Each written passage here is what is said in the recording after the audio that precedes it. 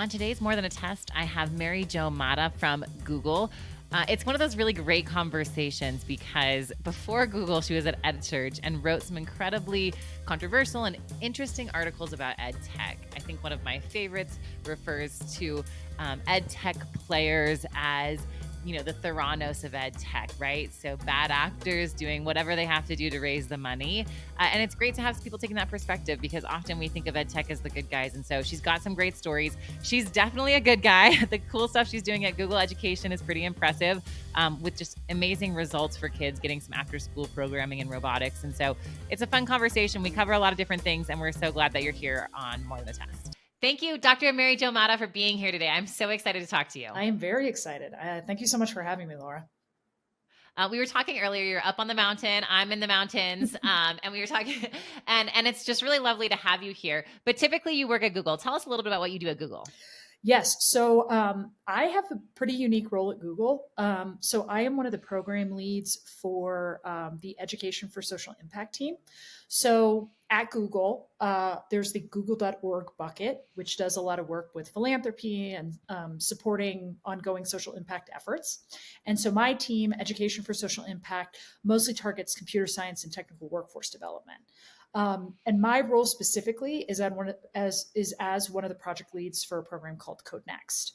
So Code Next was founded in 2016 by a group of Black and Brown Googlers who felt like there's a lot of support being given to students in high school on the athletic side of things. So for example, a lot of times you'll read these stories about famous athletes and you realize that, a lot of them were getting to go to, different events and be part of these leagues from the time that they were 13 years old. And so they thought, why don't we do that for computer science? And so fast forward to now, Code Next is essentially a free after-school computer science program, and we specifically target Black, Latino, Hispanic, and Indigenous high school students. And we do this largely through our physical lab presence. So we have labs in New York, Detroit, Oakland, California, and then we just opened one up in Inglewood, which is very near and dear to my heart because I both went to school in LA and also used to teach there. So that's what I do. Awesome. So these labs are in schools or outside of schools? That's a great question. So they're actually outside of schools. So I would liken walking into them, feeling like a mix of being in a makerspace, an athletic facility, and sort of like a Google office. Kids get access to 3D printers, laser cutters, the latest technologies.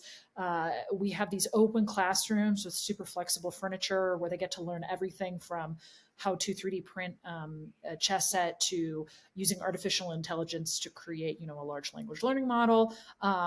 And really the idea is that we capture the kids in ninth grade and then they come to us all 4 years. So by the time they apply to university or higher education, they have all the tools they need to be able to pursue a potential career in tech or what I like to call tech adjacent. Okay, let me tell you about something I just heard about in Mineola, New York. I went out to go visit this tiny little district, and they started offering their computer science classes after hours online, basically. So the kids could take them in classes. And what they saw was a huge increase in really smart girls taking the classes because they, one, couldn't fit in their schedule, and two, they didn't feel as comfortable in the class, but they wanted the information. Are you seeing the same thing, that this access is like a huge open door for kids who have always been interested but just needed to be invited in? I would say that's true for some kids for sure. I would also say there's a group of kids who have interests that may not necessarily scream computer science, but they come to the lab and they sort of align these connections. Speaking to the idea of young women in STEM, we'll sometimes get girls who are very interested in the graphic arts, or maybe they're into gaming, and they'll come to the space because they hear about this really cool program that has tech tools and food and is just open to them after school. And they come and then they stick around for the content. I also like the idea of having people come in who are also more like, I want to learn computer science, but then also recognize that computer science isn't just about coding. One of my favorite students, Naya, who graduated from our Code Next New York lab a couple of years ago, is currently pursuing a degree in graphic design at the Rochester Institute of Technology. And, originally she was kind of trying to figure out how to bridge this interest in both the arts and the tech, and now she's able to do it. But I think at the end of the day, the most important thing is it's a place in an after school setting with no punitive measures that feels open and safe for kids to just come and play around without any concerns. Okay, let me ask you two more questions on this. One, how many kids are you now currently welcoming into your centers? So at full capacity, our labs are able to accommodate between 300 and 400 kids. So for example, I'm opening up Inglewood this year. And so we'll add about 50 full-time kids every year. We'll start with like freshman, sophomore, junior, and senior year. For students that we consider active, meaning that they take at least one club or one Saturday programming every semester. So that means fall, winter, spring, and summer. But then we also have a lot of workshops and other events that you don't necessarily have to be a part of the program to attend, but we open those up. And so that's also how we kind of bring in more kids and have a steady stream of recruitment. Okay, and let me ask you a second question, because we have a lot of educators who listen to the show. Yep. And so every single one of us, I can tell you, our lights went off and we heard no punitive measures. So you have no like discipline, like in these programs that are after school, which is always a little bit of a time for kids. Yeah. And then two, has all this like crazy technology. There's no need for punitive measures. We really take I think that it comes in the sense of the kids feel like they co-own the space. We engage them in creating graphics that go up on the walls. We co-create with them. I'm in the midst right now actually of doing some of these, what we like to call roundtable conversations in the city of Inglewood, where we're bringing in educators, parents, nonprofits, and students to kind of share what it is that they would like out of the space. So I think because of that, there's already an inherent expectation of we are here together. But then our measures of success, we use a lot of project-based and rubric-based assessment. And so there's really no element of like intensive test taking or multiple choice or anything like that. And because of that, I think that lends itself to not feeling punitive in nature. By the time a student, quote unquote, graduates from Code Next, they've essentially demonstrated their mastery through a portfolio of projects. And ultimately to us, that's the most important thing, because then they can also use that for internship application, job postings, college applications, all that. Okay, so let me ask you this, because we're about to talk about EdSurge, which is where you were before Google. Yep. When I hear you say things like non-punitive, no multiple choice, and also project-based, like offerings for their graduation, it kind of feels like you're pushing a design of where schools could be going. Is that what you believe that you're doing, or is it really after-school programming is all it's going to be? I don't know if I can necessarily make a call to that, because I was a teacher and I taught in different settings, and I've seen lots of different approaches to what the concept of assessment looks like. And also because my background is in science. I was a science teacher, and science teaching is so rooted in science projects and experimentation and stuff that is very project-based in nature, that I don't know if I would say that that doesn't exist. I just think that people have different approaches to assessment. I will say that depending on where you work, certain education scenarios have more limitations and red tape than others. And the beauty of being in the after school space is that you do get to kind of play around and futz a little bit more with what does competency look like? What does achieving a goal look like? Part of the reason I also think that the after school space is so vital for us to be able to operate in is because we then are also providing support to the schools. You know, the schools have the kids during the day, and then we take them after school. And so they're getting different experiences. They're getting different opportunities to interface with adults in different sectors, and they get a safe place to be basically from 8 a.m. in the morning when they get to school until 6:30 at night when our clubs are done for the day. And for us, that's really important, because as much as it is about the technical skill set and about the kids feeling some type of success, we also just want to make sure they have a safe place to be. You said that it was such a great relief for the schools, but I was thinking as a parent, like also for families, right? After school programming is not only expensive, but very difficult to get into. True. Right? And so I can totally see how that's a huge benefit. And it just, the one thing that keeps bringing out into my mind is I talked to the Spokane superintendent a few weeks ago, and they opened a basketball program after school as a way of attracting kids back to school. And one of the things that he said is, no kid woke up one morning wanting to play basketball. Mm. They always wanted to play, but it had nowhere to go, Mhm. right? And the same thing here. I think there are tons of kids who have so interest in, I mean, there's the list of things you just said that they give access to, that you open that door for them and let them like wake up and actually get to go. I think it's pretty great. 100%. Um, it's fun to talk about this with you because you can just feel your energy, right? And I'm sure there are lots of people who are in education and thinking like, I want to do that at Google. I want to help that. Tell me a little bit about how you made that transition from being a science teacher to where you are now. Oh man, wow. There's a lot there.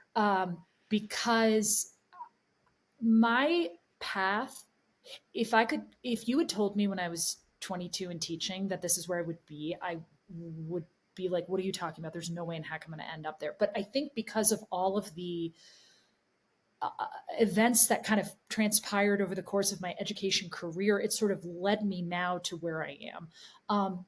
Mainly back when I was teaching middle school math and science, I started teaching in Houston and then I moved home to LA and I started teaching in LA. And that was around the time that one-to-one devices were becoming so omnipresent in conversation. I remember being in a meeting with my principal. I was an administrator and a 6th and 7th grade math teacher at the same time. So I was brought in to kind of help with these conversations.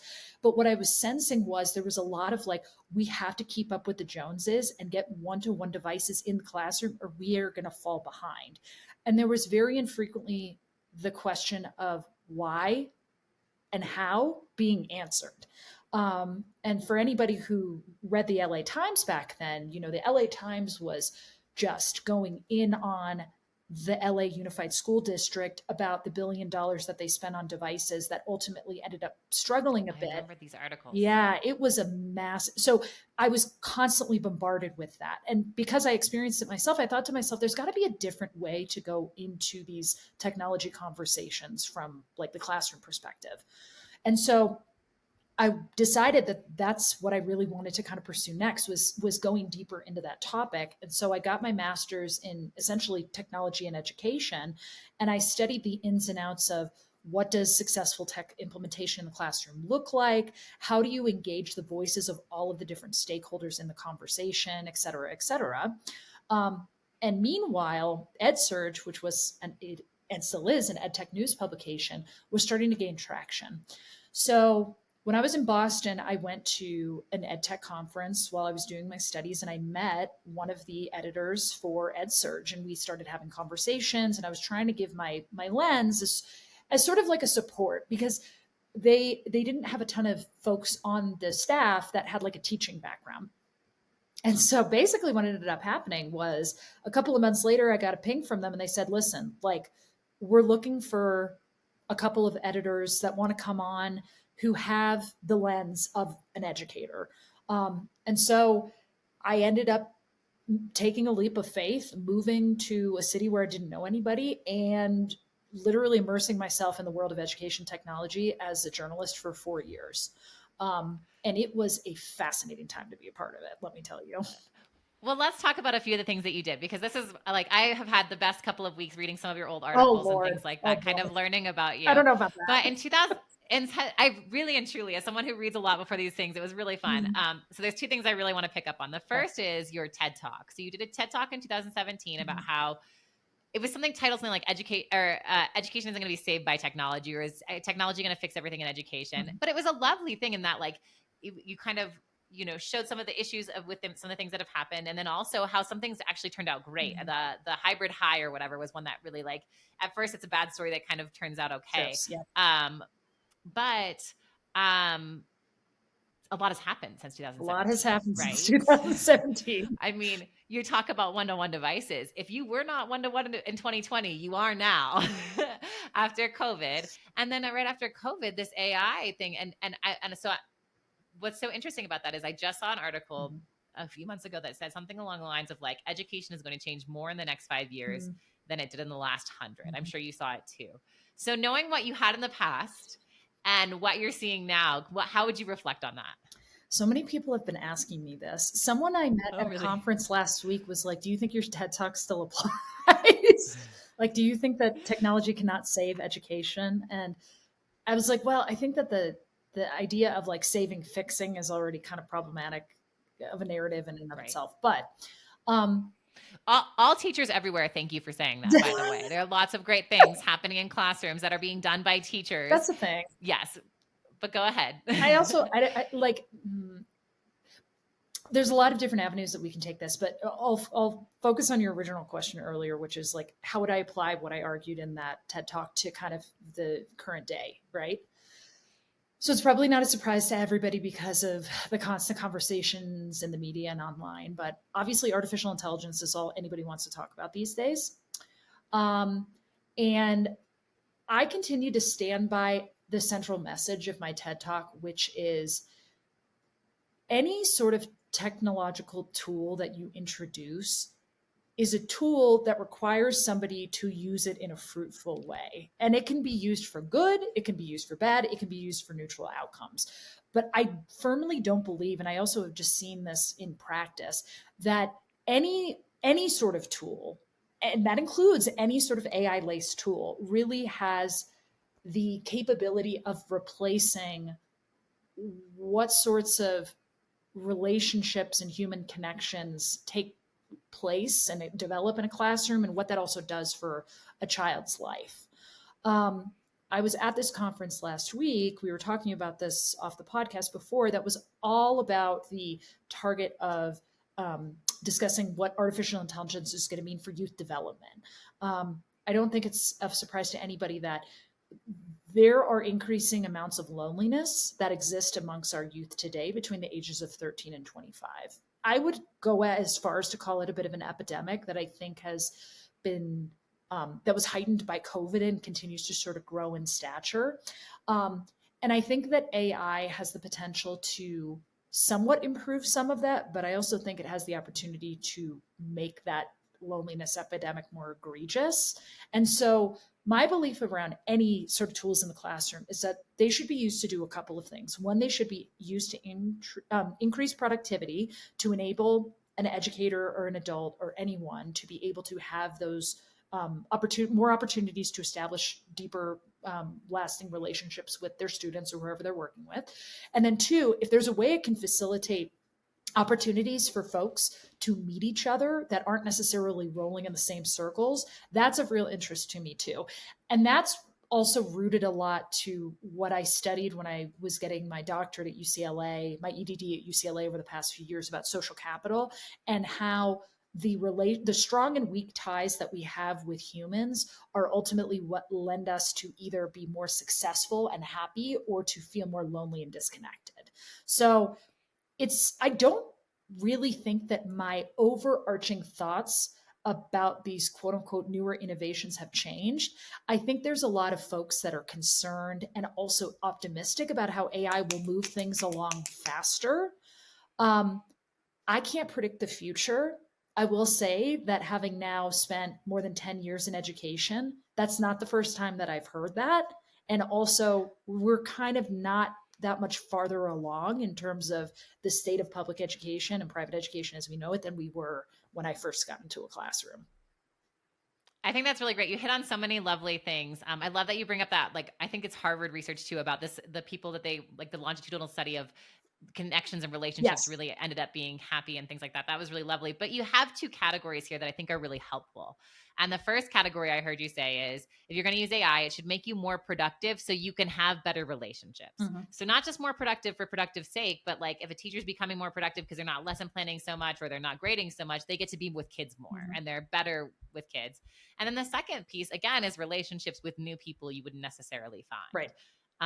And so it's interesting because while they're very different, what you get back to is that what they should be creating is more space and time for relationships. Right. Is that true for you? They do sort of like this. I know folks who are listening to this on podcasts can't see, but I'm drawing two semicircles that connect at the end with my fingers. Yeah, it really comes back to also just our humanity, what makes us human. And I think fundamentally what makes us human is our ability to relate to each other and also connect. And so, there's a question of, like, can you tell me then exactly what AI is going to accomplish? And I also don't want to make statements because frankly, none of us really know. We're all sort of figuring this out together. And one thing I do want to really let folks know is I think we all got to give ourselves a little bit of a break in terms of trying to feel like we're keeping up with the Joneses, knowing, how generative AI tools are going to affect like classrooms 2 years from now. Because the reality is also the tools that exist now are going to look very different from the tools that are going to exist 2 years from now. And it's not really that easy to predict exactly what that's going to look like. So there's a little bit of, Yeah. I think, humility that we all need to retain while we're in these conversations, given just the trends and tech innovation as we've seen it over the past 10, 20, 80 years of education. I think you're totally right, and I love that you say that in 2 years it's going to be different, because as someone who tries a lot of tools every week, trying to learn and grow, I'm seeing that like every day, and it's exciting, but also it is a little exhausting, and there's only so much that you can do. Yeah. Let me ask you this before I ask about the other article that I really want to ask about. Is there anything AI education that you are really excited about, or that you feel like is really hitting the mark in one of those two areas that Yes. you mentioned? Yes. So there's a couple of things that I'm very excited about. Um, they're pretty different. So I'll go with the first one.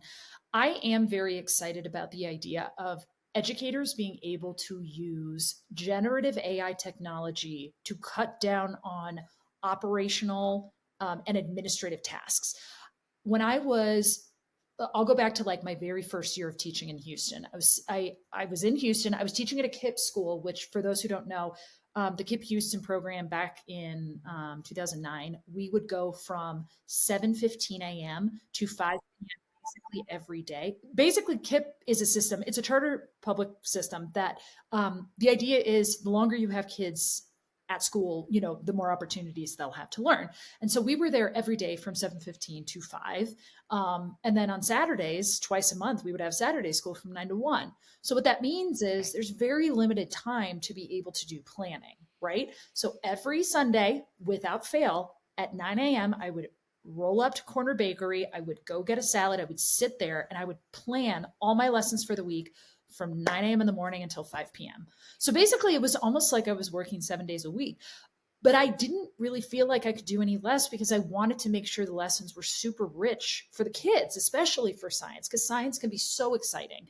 Now I think to myself, if I had had Gemini, ChatGPT access to these tools that could have given me ideas for lesson plans, good like project-based learning attempts, heck, even spit out, easy, quick assessments for me that I could use, not in a punitive sense, but to just kind of track my students' learning, it would have saved me so many hours. And those hours couldn't have just been dedicated to like doing more work. It also just could have been dedicated to my own like sanity as an educator. So, I think that that's one thing that I really stand behind. And I celebrate the teachers that have found ways to use it to cut down on their planning and administrative time in order to enable them to either invest more in themselves or invest more in their students. So that's the first thing.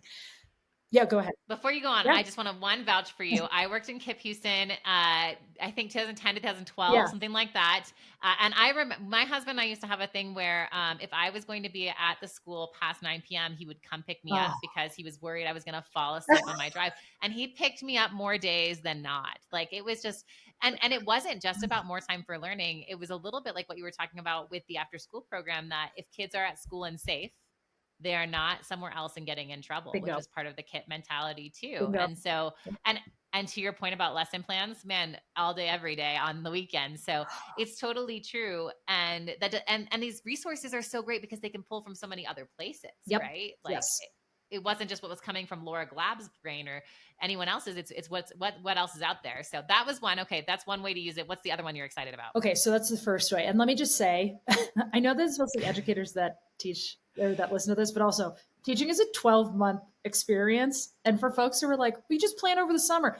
No, there are so many other things you have to do.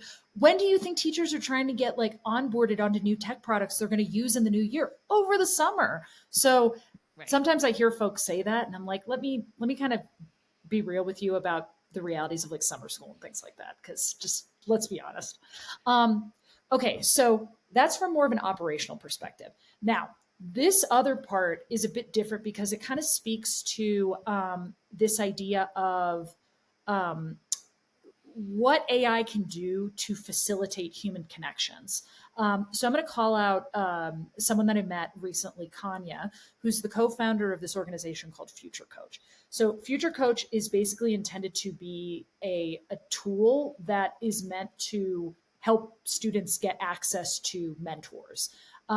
In all of my research and everything that I've done, I found that mentorship really is one of the most instrumental parts to a student's success, especially if that mentor goes on for, years and years and years. I have mentees that do as much for me as I do for them, and vice versa.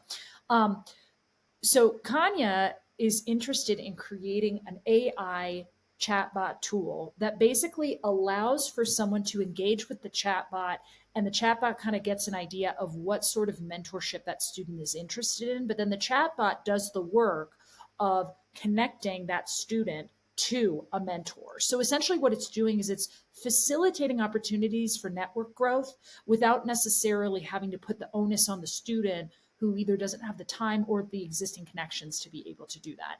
And so that's the other thing that I'm very excited about, are these ideas of using AI tools to further the development of really important human-centered programming that's intended to give students, but just people in general, more access to others. And I should also mention, like, not in a perfunctory, like TikTok quick 5-second video way. I mean, like in a deep, long lasting relationship kind of way. I think that's incredible. And I think you're totally right. When you think about, I used to be a middle school principal, and often those kids had to go find mentors. We had a year-long like capstone project, and the kids had to go find mentors. And so we were, one, like isolated by Boulder, that's where they lived. And then two, none of those kids can drive. So trying to like build those like opportunities for them was actually really hard. So I can see the value. And I love the way, I was wondering how we were going to get to a connection from there, but that was really great. Yeah. So thank you. It kind of is okay. The other article, like this, the semicircle, Someday, here's hoping everyone goes and watches this on YouTube now. They can see us making the circles with our fingers. So it's not just our crazy thing that no one can no one can see. Oh, well. But it'll be great either way.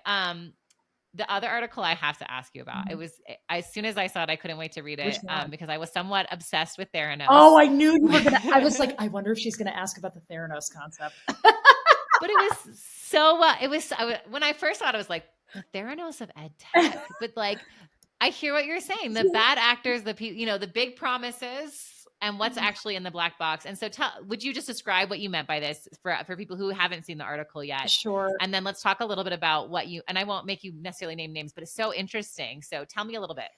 So yes. And I want to set the record straight that I think that, there are a lot of entrepreneurs out there that have really great intentions and want to do right by people. I do think that there's some fallacies inherent in the business world and related to venture capital that push people in directions that then end up leading to things like this. So, disclaimer. I was fascinated watching the Theranos saga unfold, and I think I felt a real sense of connection to it because, one, it all took place in the Silicon Valley, which is where I wrote for EdSurge for 4 years. So I was immersed in that space for very long. And then two, Theranos was involved in the healthcare world. And healthcare, just like education, I think is a space that can really affect people's lives from a sector perspective, but there's not a lot of sense of control in that space. And there's a lot of money that goes into it, but not necessarily consulting with the users who are going to be at the end of receiving whatever the products or outcomes are of those investments.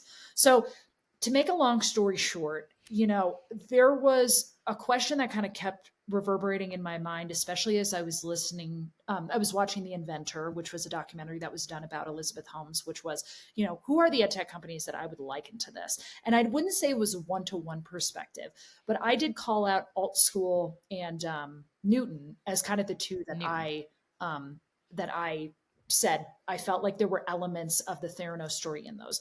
I do want to say that part of, I think, the Alt School example was due to my own seduction by the model and ultimately how I ended up writing about it, because when I was, I think, in my second or third year of writing at EdSurge, I covered alt school for EdSurge, and it was a pretty positive and, illuminating article. And reading back, I think to myself, okay, there were a lot of good, quote unquote, good signs by Silicon Valley standards, though those good signs don't equate to student outcomes. It's usually more like, is the business sustainable and surviving? So there was the $100 million investment that had been raised by folks like Andreessen Horowitz, which, if you're familiar with them, they are the venture capital firm that invested in WeWork and have since reinvested Oh, in no. the co-founder of WeWork, despite what happened with WeWork, separate conversation. But there was also kind of this mix of like a leader who had like a persona, he had done a lot and came from Google and had all of these, like accolades. And then there was just a ton of coverage. Alt School was getting featured in Forbes and like Fast Company and TechCrunch and like all over the place. But then you fast forward to, I think I wrote the article in 2022, you fast forward to now, and basically it just sort of disappeared. And their goal ultimately, from what I understood when I first talked to them, was we're going to put all this money into this technology and then we're going to lease this technology to schools and it's going to be groundbreaking. Kind of similar to how Elizabeth Holmes said, we're going to create this device and we're going to, send this device to every pharmacy in the country. And it's going to be incredibly effective for helping people get their blood drawn. And there, I think, was a lot of hubris within that because there was a ton of money put into something that was lacking on some of the fundamental values of what makes a school run successfully. And I'll say one last thing, which is I don't think that alt school is like a one-to-one example of Theranos, but I think there are messages through here that the whole kind of fake it till you make it thing that Silicon Valley really has spread is very problematic when people's real lives are at stake. And in these cases, they're really the most vulnerable groups, which are children. Exactly. I think you put that so well. Let me tell you something that I kept thinking about when I was reading the Yeah. article, because it was so like, obviously Theranos and alt schools are very big, bright, glitzy examples, Yes. right? Right. But even on a smaller scale, I'll tell you, as someone who spends a lot of time writing RFPs, right? Oh, and the and world of going through them. RFPs. Request for proposals all day, every day. There you go. Exactly. I'm always struck by how few questions there are about efficacy. Mm. I'm always, and you kept saying like, what's actually good for kids? What is it actually doing for kids? How few requests there are for data. Mm-hmm. There's a lot of questions about features and about like all kinds of things like that, and training and things like that, but not about, does this work? Mm-hmm. And I think this is a problem in education. And I think that makes it easy to kind of buy into what's glitzy and kind of makes the space vulnerable. What do you think about that? I think there is some truth to that. I will say that I learned a lot from my professors at UCLA about what makes a good efficacy trial and what makes good impact studies. And the reality is that a lot of times to designate effectiveness, you do have to put a lot of time and money into creating long-term efficacy trials. And by the end of an efficacy trial, the technology may have already changed. And so that is part of the problem. But that's why I do think it's important to, when companies are thinking about, what it takes to make their product, really work, it is kind of up to both them and I think the people who are interested in consuming the technology to identify what the common goal is and then create a very small, low stakes pilot to assess whether or not that's possible. I actually kind of observed the way that from a distance, Houston Independent School District did this with the way that they like rolled out one-to-one devices where they knew there was a lot of drive for it. But what they ended up ultimately doing with their Power Up program was they went like small school system by small school system and they grouped them according to like likeness so that they could kind of see like, how did this work for this group? Let's iterate on this and then move it to this group. Let's iterate on this and then move it to this group.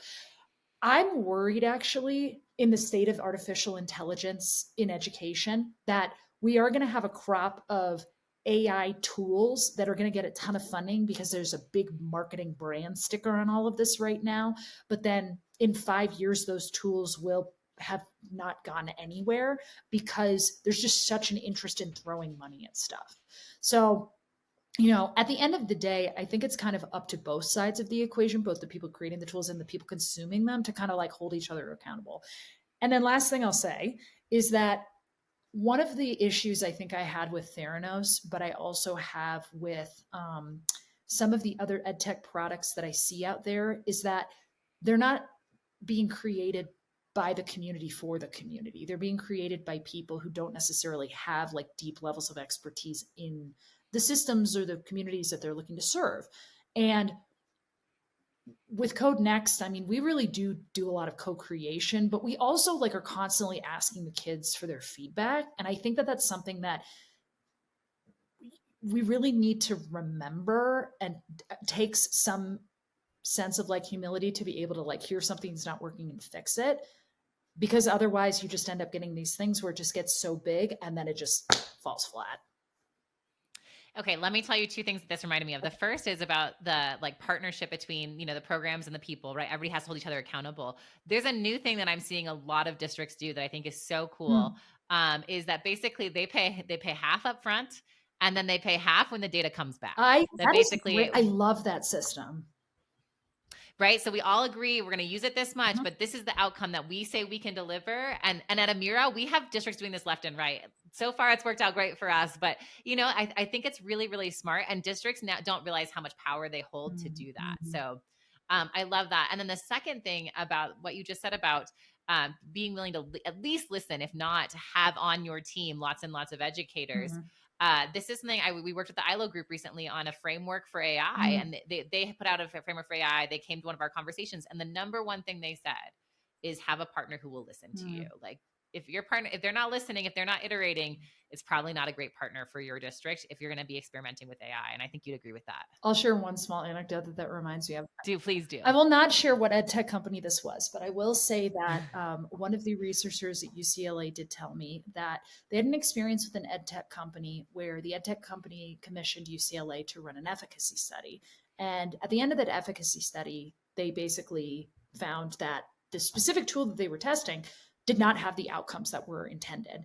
The EdTech company basically said, can you run this again so we can like get the results that we want? And I think that within that mindset is an inherent issue, which is there needs to be a level of willingness to adapt and improve with your partnership involved, or else you end up just getting yes people in the room. And that's, I see where EdTech companies ultimately end up faltering, because what ends up happening is that your inherent problems lead to ultimate disaster. And it really could have been prevented back when, if they had kind of taken the moment to reflect and say, okay, what was it that led to the lack of outcomes? What can we do to fix it? Should we maybe stop doing this product, move on to something else? But that's where I see a lot of the money going to, is just trying to prove something that it maybe isn't like able to be proved. And in a sector where we're trying to teach kids the importance of like failing and trying and failing and trying again, there's an irony of it where if you're not willing to do that as an educator, as a academic, or as an EdTech company vendor, like there's a big issue. I 100% agree. And I think that that's so important that you bring it up, because the other thing that you didn't necessarily say, but I will say, is that if you're willing to say, go run the data again, what you're forgetting is there was a kid who got hurt somewhere in there, right? There was a kid who spent time on a device and it didn't work, or even in some cases, it's a negative effect size and the kids actually would have been better off never having access. And so it's important for us to always remember that we should not be going to a lower standard, but an even higher standard, because kids are trusting us and teachers are too. Agreed. Very much so. And like, data privacy is a whole nother conversation, which we don't have to get into today, but also there's a lot of implications from that perspective as well. Okay, we kind of went down a little bit of a negative rabbit hole. So let me ask you this. What are you most excited about in the future? You're thinking it's May now, we're getting ready for summer. Next school year or the next couple of school years, what are you most excited about? So professionally, I'm pretty excited about the fact that we're opening up another lab. I'm very excited about a big announcement that Codenex is going to be making in a month, which I can't reveal quite yet, but Okay. we'll be sharing it this summer at CSTA, the Computer Science Teachers Association conference. Um, I'm excited for I'll quote Larry Cuban on this. So Larry Cuban is I know I love Larry Cuban. For those of you that can't You see, just spoke to yeah, Laura just oh like my gosh. clutched her head and was like, oh, I club my, oh my gosh, yes, I love Larry Cuban. yes. I love him so much. I often quote about how people he used to say like we hurl initiatives at teachers. And I liked it like the image of people like throwing that like books at teachers. But go ahead, give us our Larry Cuban. What a lovely thing for you to do today. He and Dr. Sophia Noble at UCLA are my two favorites. So like for any of you who are listening, I encourage you to read what they write because I think they take a very measured approach to all this. But he has described himself many times, and I interviewed him at EdSurge, and he described himself as a healthy skeptic and a diehard optimist. And in my opinion, if you're in this world, that's the approach that you have to take. So, what I'm really excited about are continuing efforts to lessen the load on teachers so that they can focus on other things. That's a big thing that's of interest to me when it comes to like artificial intelligence.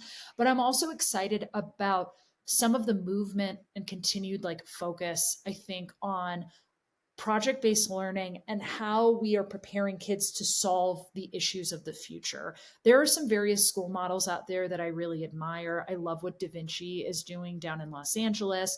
I love what Valor is doing in Tennessee. Like, I think there's some really great examples of places that are really allowing kids to get their hands dirty.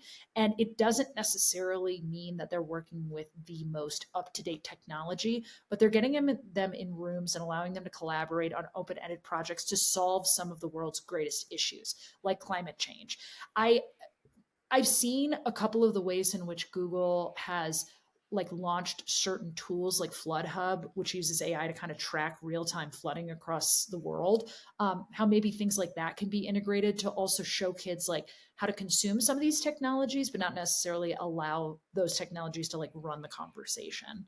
And then also like from a more personal standpoint, I'm really excited to continue to talk to people about social capital and the importance of helping students develop that because I think that due to high stakes standardized testing and leaning into the quantitative ways that we track student progress, there's been a real hardcore focus on skill development, understandably so. However, in my line of work and also in my research, what I've come to understand is that who you know and what you're able to access through those networks can be so quintessential to your success in the workforce. And so that's kind of been my more recent, rah rah moment where I'm kind of trying to help folks understand that the world is the world is not a meritocracy. People come into it with different levels of privilege, and it is unfair to expect that all of our kids are on an equal playing field. But there are ways that we can help them increase and activate their social capital networks to be able to achieve whatever ends they want to see achieved. I think that's totally true. And I really appreciate you pointing it out. I think we think that technology is going to be this huge equalizer. We think education is going to be this huge, or technology is going to be this huge equalizer, but it really, there are still all of these social pieces that are really important. All right. We've talked about the future. We've talked about the past. We've talked about your old articles. Thank you so much. Let's talk about the 5 questions we ask every guest. Okay. And the first one is the I know we're there. The show is called More Than a Test, and we call it that because at Amira, we believe that assessment should be daily and constantly updating, and that kids are more than a test. But every guest hears something different. When you heard more than a test, what did it mean for you? I mean, honestly, truthfully, it reminded me of this book that I read called The Big Test. Are you familiar with that book? I'm not. Okay. Tell me. So it's called The Big Test, The Secret History of the American Meritocracy.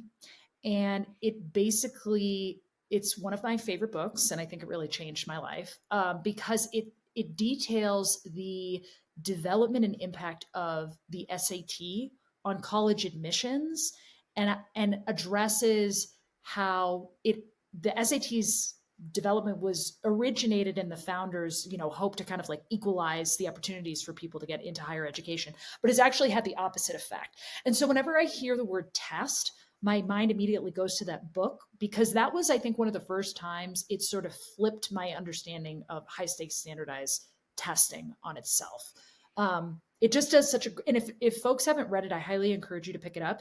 Even though it's, almost like it's more than 15 years old at this point, so many of the learnings still apply, especially in this day and age when the SAT and the ACT were being considered as optional for college admissions. And now most of the larger research institutions are now requiring them again. And I'll be honest with you, some of my students are really not thrilled about it, and neither am I.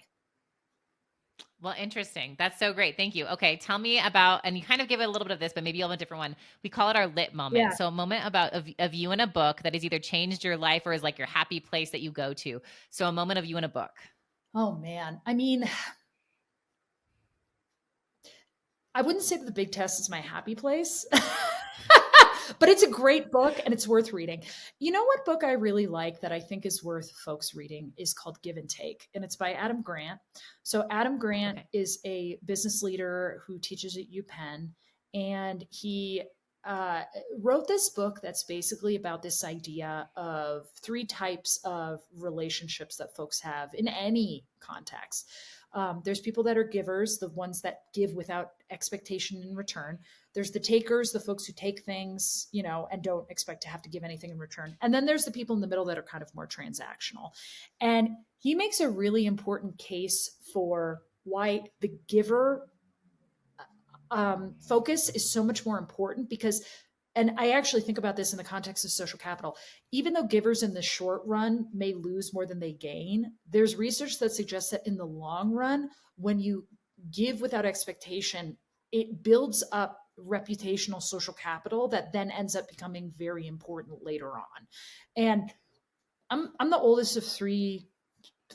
I have two younger sisters, and like maybe this is just because of my status as an eldest sibling, but I do think that in the world we are a much better and happier place when we give freely without any expectation of things in return.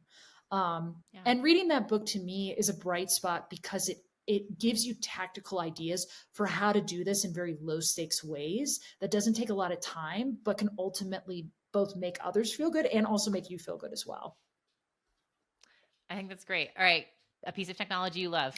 Oh my gosh. I mean, I feel like when my phone is lost, I've just literally lost a part of my body. I wouldn't say I love my phone. I would say we have a very contentious love-hate relationship. I know this is going to sound cheesy, but I still consider it pieces of technology.